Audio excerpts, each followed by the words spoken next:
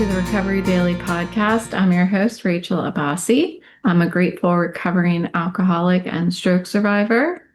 I cannot find my microphone cable, period. I can't find it.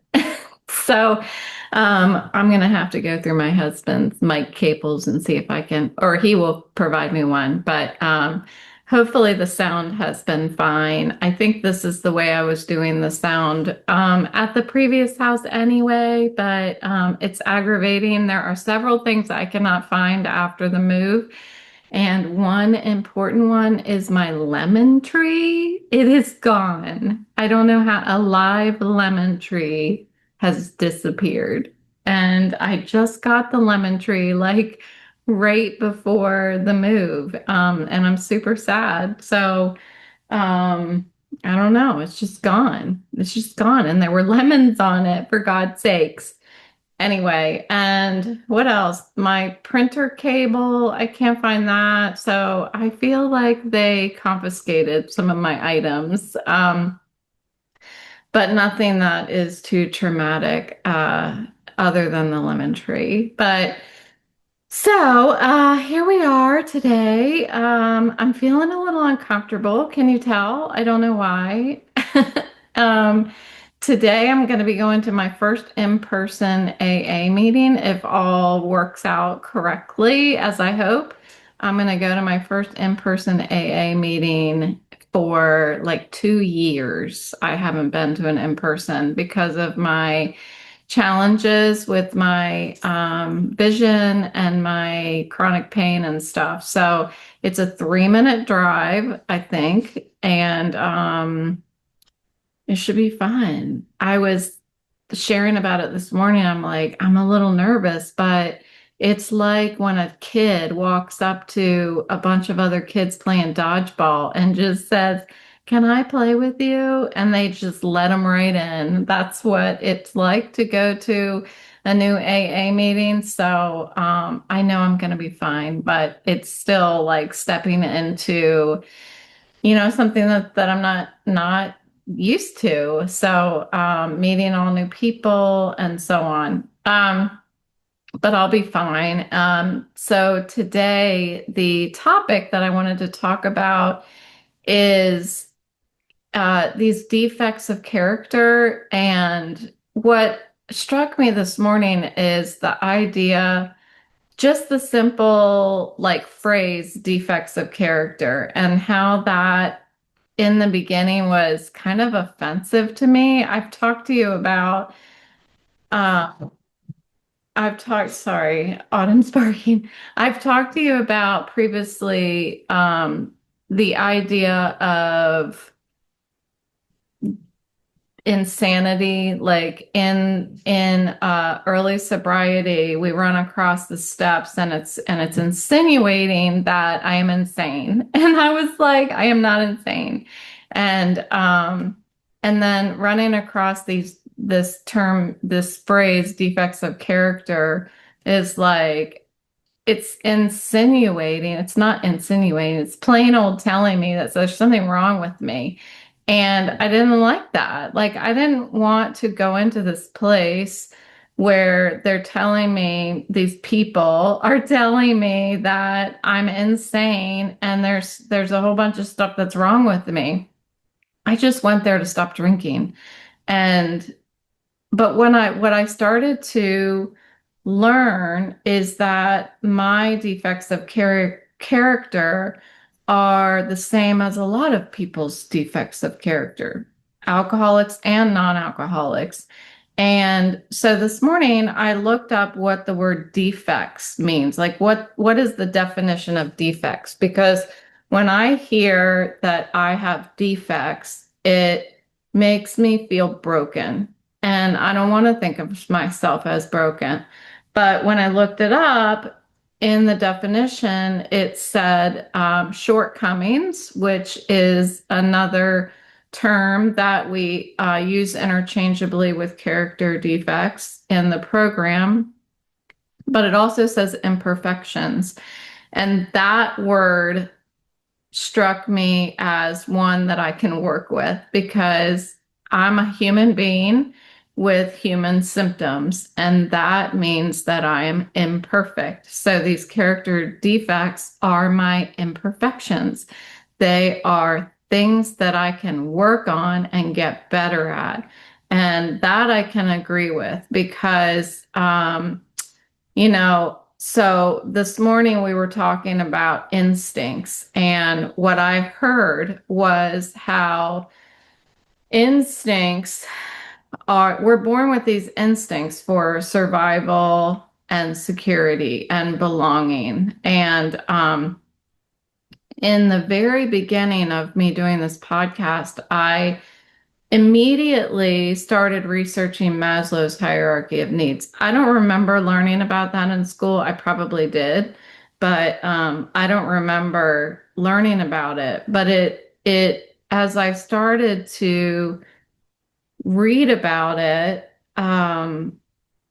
it really made sense to me how my disease progressed down the hierarchy of needs. So like I can't picture the hierarchy of needs right now, which is unfortunate because I had it memorized before, but like how it was affecting my relationships. And then it kept working down until eventually it was actually my drinking was affecting my security. It was eventually affecting my survival. I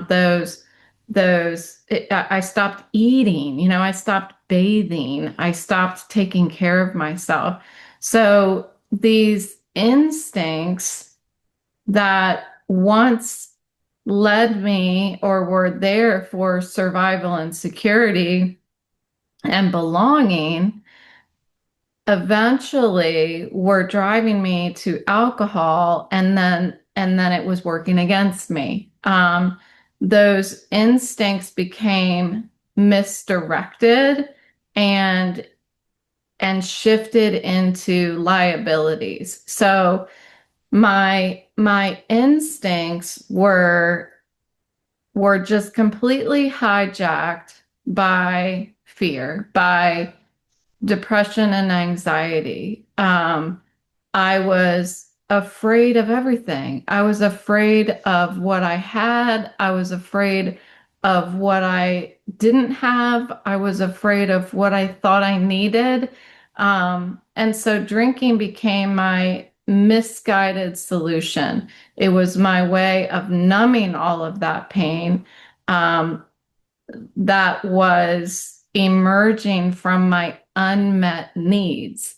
And the drinking ended up replacing all of my natural instincts with artificial instincts, I don't even know if that's true. It just turned off my instinct. Like I had one instinct, and that was to drink. So in sobriety, like I said, I came into sobriety because I wanted to stop drinking. I didn't even want to do that. I just wanted to not die. And the obvious solution was to stop putting wine in my mouth. That was that was the simple solution that I just couldn't seem to do. But sobriety, the program of Alcoholics Anonymous, the more I started to get those natural instincts back, the more confident I became. And I talked a little bit about that yesterday. The more confident I became in who I am. And I started to build faith in the program itself. The steps actually ask me to look at my character defects. I feel like my character defects are the stuff that my drinking exaggerated.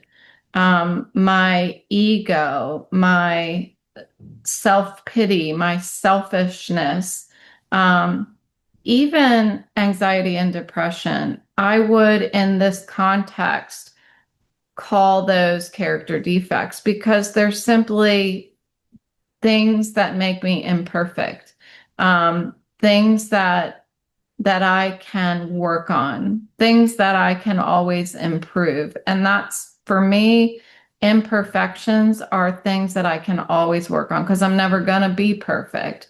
So those character defects worked were swollen because of my drinking. And as I moved the drinking out and I started to detox, I became like just completely off balance because I no longer knew what it was like to depend on my instincts. I didn't even trust myself. I didn't believe that I could think reasonably, that I could trust my own instincts. And that was what I was talking about the other day with my psychiatrist, and that I mentioned with you in step 4 was I just always felt like after, like during drinking and then even after drinking, that I was unreasonable. I was always unreasonable. And I think part of that is because I had been told by individuals here and there in my life that I was crazy or unreasonable or something like that. Well, of course I was, because I was drunk and I couldn't think reasonably. But after time, when I took the alcohol away, I didn't know what was reasonable anymore. I needed to start doing the work. Um, my, I needed that security. I felt like I was just completely out of control, and taking away the alcohol didn't fix that. It really made me feel more like I was standing in the middle of a city without any clothes on. It felt like I was hyper aware of my insecurities. But the program allowed me, and still does, like I'm still working on step 4 today, again, and it's helping me to reframe the character defects, instead of judging myself or feeling like these character defects are like a diagnosis and I'm never going to be cured. I've learned to look at these things as just my symptoms of being human, the imperfections that I get to improve upon. And again, the defects that I wrote down this morning that just came to my mind as I was thinking about defects, and what were the initial ones that were obvious to me when I started working.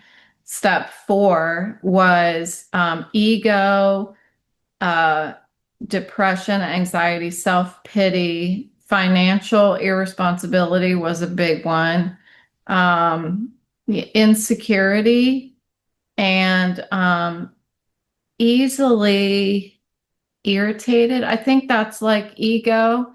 And they were all attempts at meeting my needs the wrong way. They were my attempt to replace my instincts.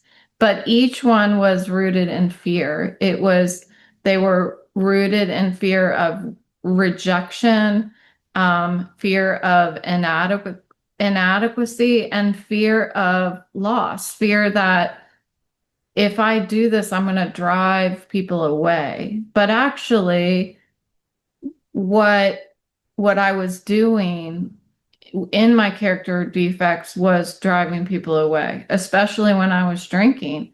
Um, my human condition was was swollen. That's the only word I can think of. It's just it was consuming me from the inside.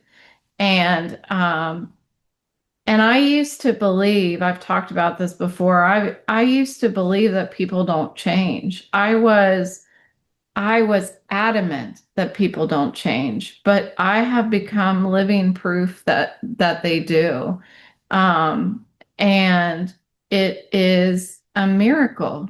It's a miracle that when we can actually look look at ourselves despite the disease that's telling us to point the finger at somebody else.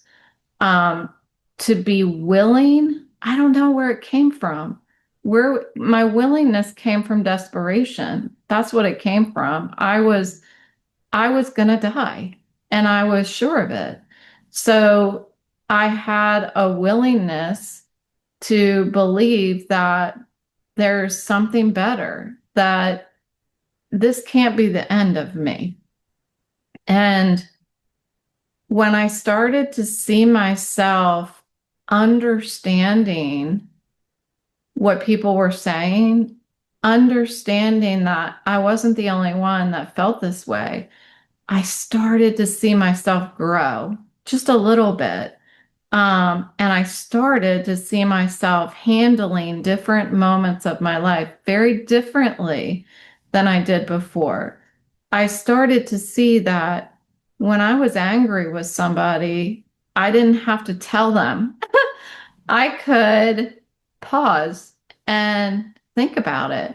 I could pause before reacting.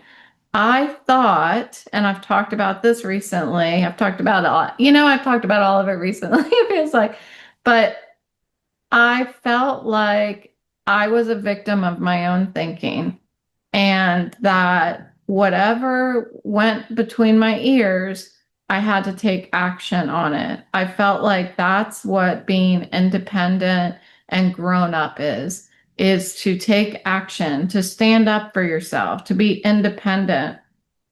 But it's actually adulting for me has been the opposite. Adulting for me has been quieting down and being more thoughtful about what comes out of my mouth, being more thoughtful about my actions. And sometimes I need to wait 24 hours. Sometimes I need to wait several days before I respond to something because I want to make sure that I do it right. I feel like I deserve that thoughtful time, and whoever I'm dealing with deserves for me to take that thoughtful time as well. So it takes a lot of trust in the process to do that. It takes trust to stop and know that everything's going to be fine. The world isn't going to stop if I stop. I get to pick and choose how long I want to wait before I respond to something. And as I practice that a few times, my confidence expands as well. Like it is a complete spiritual evolution to be able to learn how to respond differently, to handle things differently, um, to trust in the instinctual process. My instincts become insights into who I am and how I behave. And the character defects, or what was once liabilities, become lessons. So when my instincts for, safety, love, attention are challenged, my old character defects will still appear. They're not gone. I don't know if they're ever going to be gone, but what is here now is this ability, this patience that allows me to, okay, just stop. And I'm not great at it. I'm not great at it, but I'm not perfect at it. They're imperfections. I can keep working at it. I heard something this morning that I was like, yeah, that's totally me. It said, I either fight my way to the top or I'm crawling beneath it. Like I'm trying to crawl my way to the top of the heap to prove my worth, or I'm crawling underneath um, because I need to hide, because I feel self-pity and defeat. And that is me. And depending on sometimes reactions from other people, that will create my response. And it's my instinct at first that it's affecting. My instinct is clouded by my character defect.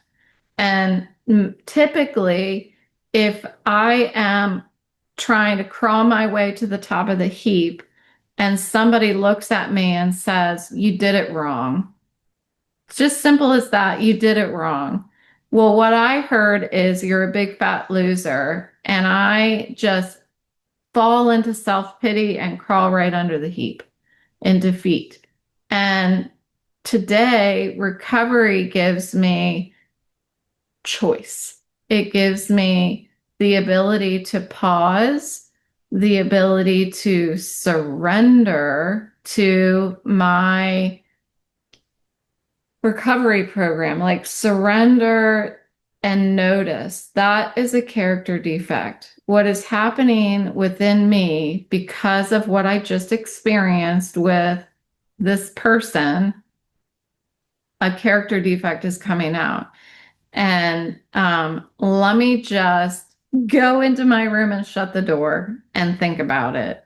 Because if I don't, I'm going to cry, first of all, because that's what I do when I get mad, I cry. I know there's lots of you that do that too. I'm going to cry and then I'm going to say something that later that's either going to cause an argument at the moment, or later I'm going to be like, oh, I really shouldn't have said that. I wish I didn't say that. So trusting that when I surrender to this process, I'm trusting that I am safe, I'm loved, and I'm going to be okay if I just pause. I'm going to be okay while I'm pausing. The world is going to be okay if Rachel pauses and doesn't react to whatever this situation is, because my instincts a lot of times are wrong. They're just completely wrong. Over time, over the past 9 years of sobriety, I have been working on building back the appropriate instincts, like spiritual growth, doing things like going to meetings, prayer, meditation, doing my podcast, talking things through, talking with my sponsor, working the steps, talking to my psychiatrist, all the work that I do, in addition to stroke and vestibular support groups, like all of that is like all encompassing the work that is giving me spiritual growth. And when I have spiritual growth, I seem to be getting back the natural instincts, and I'm starting to align. It's all starting to align, so that my action is based on trust and faith and hope and human needs rather than um, this, you know, unrealistic shadow that I feel like hangs over me sometimes because I can't get out of self. I get to practice every day my instincts, um, survival and security instincts to get back to what they were before I started drinking. Because all of that stuff, the ego, the self-pity, all of that stuff, it just seemed to erase my natural instincts. And the program gives me the tools for rebuilding a life of connection and empathy and service. And I think most important of all, a life of understanding rather than constantly trying to be understood. That is one of the lines of the program that stands strongest for me. Um, the very defects that once destroyed me now just mean that I'm human and I'm still becoming. So I think that it's been a really thought-provoking morning for me. Um, it tells me that I've got a long way to go, which is a good thing. That means that I get to spend the rest of my life learning how to do this, you know?